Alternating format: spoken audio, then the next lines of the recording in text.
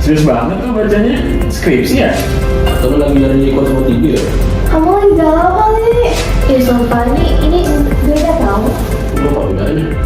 Ini tentang cerita sama Mala Hayati. Oh, kayak pernah denger deh. Apa ya? Iya, gue juga pernah dengar. Pahlawan gak sih? Betul, ini salah satu pahlawan wanita di Indonesia dan ceritanya tuh keren banget. Oke, gue udah siap. Ayo cerita. Oke, jadi gini.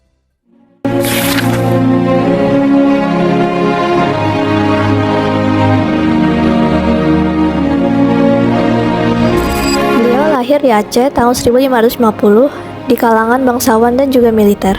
Oh, pantes ya lingkungannya udah keras dari awal. Kayak dari kecil udah kebiasa lihat strategi, bukan cuma tugas sekolah. Iya, dan dia juga masuk akademi militer loh. Serius? Zaman segitu? Dan bukan cuma sekedar ikut-ikutan, dia beneran jago. Berarti bukan cuma punya akses ya, tapi emang mampu. Kita aja kadang masuk kelas masih ngantuk. Dia masuk akademi militer, beda level. Terus waktu lawan Portugis, suaminya, Laksamana Tuanku Mahmudin bin Said Al-Latif, gugur. Itu pasti berat banget sih. Iya, kita kadang hal kecil aja bisa kepikiran lama. Iya kan? Apalagi kehilangan kayak gitu. Dan dari situ, dia berubah. Maksudnya?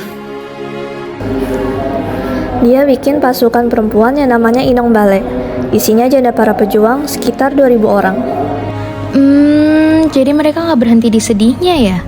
Malah dijadiin kekuatan ya? Dan fun fact-nya, mereka bahkan punya benteng sendiri loh, langsung menghadap ke laut. Wih, strategis banget. Iya, bisa lihat musuh dari jauh. Wow, udah kayak base utama aja. Beberapa waktu kemudian, Belanda datang. Awalnya mereka dagang. Iya, tapi lama-lama, ya kelihatan niat aslinya. Ya, template klasik sih. Masuk baik-baik, ujungnya lain cerita. Pada akhirnya terjadi pertempuran. Sebagai seorang laksamana, Kemalahayati turun langsung. Dia melawan Cornelis de Houtman. Langsung pemimpinnya? Iya, dan dia berhasil membunuhnya. Serius? Gila, berani banget. Langsung selesai di situ. The end. Oh, dan kalian tahu nggak? Dia berhasil memimpin sekitar 100 kapal perang. 100? Itu mah bukan mimpin lagi namanya. Setelah itu, akhirnya Belanda minta damai. Cepet juga berubahnya. Biasanya kalau udah kalah sih. Baru dia mau ngobrol baik-baik. Kemalahayati setuju, tapi dengan syarat.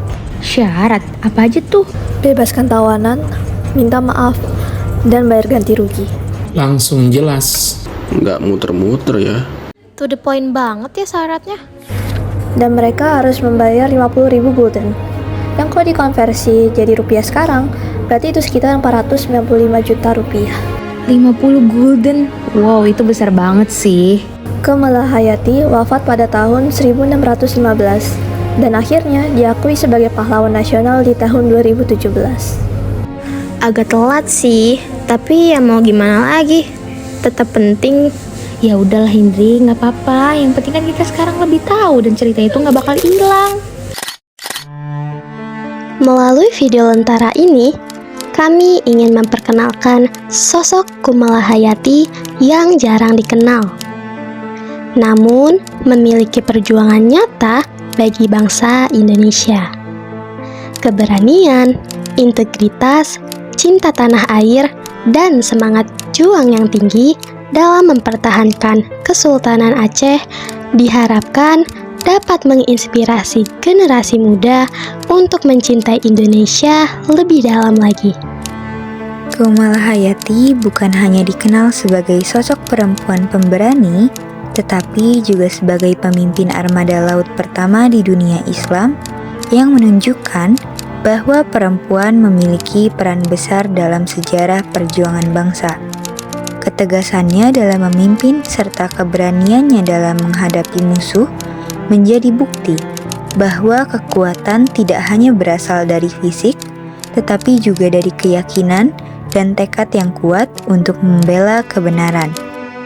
Kami berharap melalui video Lentera ini, masyarakat Indonesia, terutama anak-anak muda, dapat mengenal lebih banyak pahlawan yang telah berjuang demi nama bangsa Indonesia. Berbicara mengenai anak muda, sudah seharusnya kita sebagai pelajar atau mahasiswa tidak hanya mengenang jasa para pahlawan, tetapi juga meneladani semangat pantang menyerah, keberanian, dan pengorbanan yang mereka tunjukkan demi menjaga kedaulatan bangsa dengan meneruskan nilai-nilai kepahlawanan tersebut melalui karya, prestasi, aspirasi yang membangun dan kontribusi nyata bagi kemajuan Indonesia. Di tengah perkembangan zaman, tantangan yang dihadapi generasi muda memanglah berbeda. Namun, esensi perjuangannya tetap sama, yaitu bagaimana kita mampu memberikan dampak positif bagi lingkungan sekitar kita. Dengan meneladani nilai-nilai kepahlawanan, kita dapat membangun sikap tanggung jawab, disiplin, dan semangat untuk terus berkontribusi bagi bangsa tanpa harus melupakan sejarah yang telah membentuk kita di hari ini. Generasi muda berani, Indonesia semakin berdedikasi. Nah, jadi gitu ceritanya. Kenapa gue yang amazed banget sama Laksamana film yang satu ini. OMG, gue jadi amazed juga deh sama ceritanya. Iya, keren banget ya. Ya kan, dan Isla kan kita minta lihat cerita. Guys, kayaknya kita ada telat deh. Udah waktunya Pancasila nih. Emang jam berapa? Oh iya guys, ayo. Dari sore kita kena omel.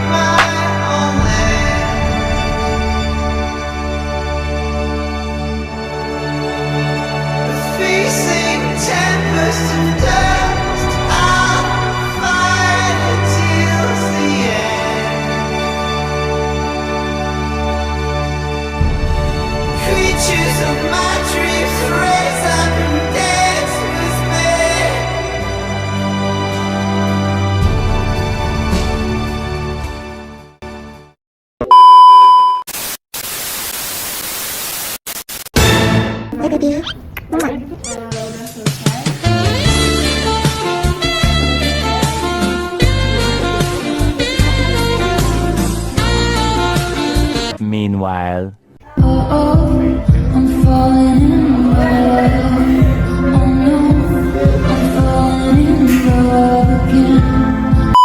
a few moments later. Lihatlah dan bukalah mata hatimu, melihatnya.